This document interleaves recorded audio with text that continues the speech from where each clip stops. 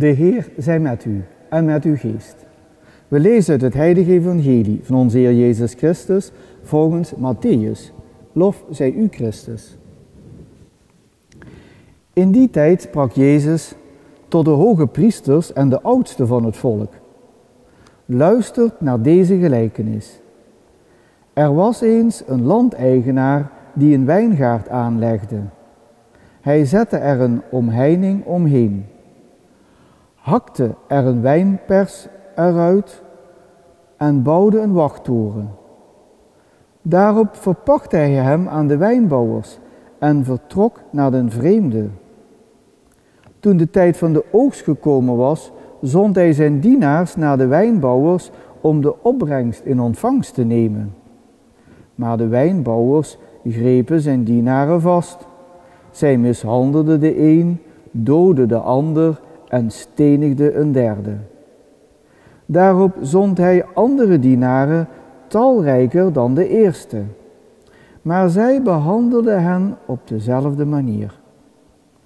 Ten slotte stuurde hij zijn zoon naar hen toe, in de veronderstelling dat ze zijn zoon wel zouden ontzien.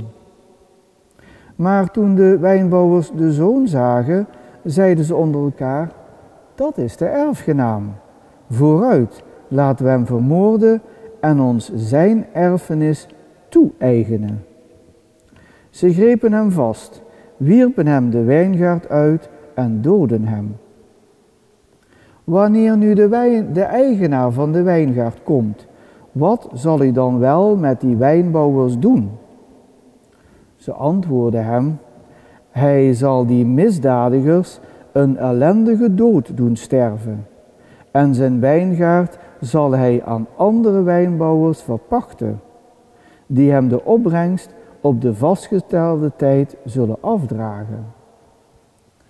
Toen sprak Jezus tot hen: heb gij nooit in de schrift gelezen, de steen die de bouwlieden hebben afgekeurd, die is juist de hoeksteen geworden? Op last van de Heer is dat gebeurd. En het is wonderbaar in onze ogen.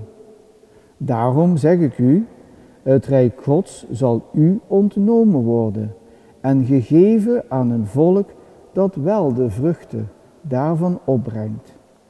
Zo spreekt de Heer. Wij danken God. Goede vrienden, fijn dat u weer kijkt deze zondag naar ons. En ook deze lezing is weer zo'n prachtig evangelie waar enorm veel kracht zit daarin. Een wijngaard met werkers erin. Dat mag wel lijken op die wijngaard, de kerk met haar bedienaren. En die bedienaren, dat zijn meer dan alleen maar de gewijde mensen. Dat zijn eigenlijk alle gedoopten. En als gedoopte weet je dat je geen eigendom hebt in dat rijk van God. Alles is van Hem. En Hij verwacht van ons gedoopte opbrengst. En die pachters daar op die wijngaard, die hadden ook een soort opbrengst. Maar die wilden ze vooral niet afgeven. Ze wilden die opbrengst zelf houden. En dan begrijp je waar dat om gaat. Dat gaat om mensen. Dat gaat om liefhebben. Dat gaat om mensen naar God brengen op een fijne manier. Niet op een klemmende manier, zo van ik heb je. Wat men vroeger wel eens oneerbiedig zei, zieltjeswinnerij, daar ga je het niet mee halen in dit leven. Nee, een mens moet zelf ontdekken dat hij een ziel heeft, dat die ziel er voor de eeuwigheid is en dat hij naar God moet toegroeien. En dat kun je niet alleen, daar heb je mensen om je heen voor nodig, die leiding geven. Maar leiding wel op een manier dat hij altijd in overeenstemming is met hetgene wat in liefde in je hart aanwezig is. En daar gingen deze, in dat verhaal, die gingen daar te buiten.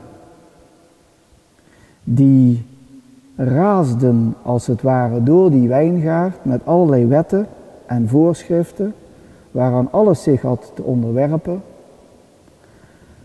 De oogst die viel natuurlijk waarschijnlijk wel tegen, dus het was allemaal maar karige oogst en daarom was hun klem op die oogst ook zo groot geworden. Maar zo mag het dus niet zijn. En daarom, goede vrienden, hebben wij juist die kerk. En als ik in die kerk ook bezig ben als priester, dan zie ik me eigenlijk nog altijd met de rug naar de mensen staan. Dat is geen klassiek beeld van de kerk, dat is eigenlijk een heel modern beeld van de kerk. Die priester met de rug naar de mensen toe, die bidt naar God toe. Die lijn is heel duidelijk dan. Niet dat ik dat moet gaan doen vanaf nu, dat hoeft niet. Maar dat beeld, dat is wel heel belangrijk om vast te houden. Want je hebt je als priester niet te bemoeien met die mensen die daar voor jou zitten, die daar eigenlijk achter jou zitten. Daar heb je helemaal niks mee van doen.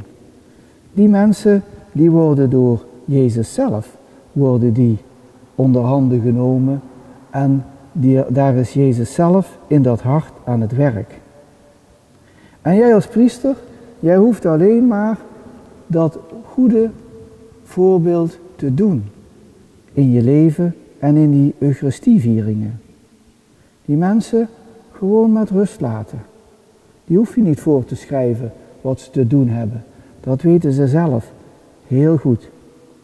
En als jij als priester dan vindt dat die niet beantwoorden aan wat jij zo graag ziet, dan is er maar één oplossing, dat je bidt voor die mensen.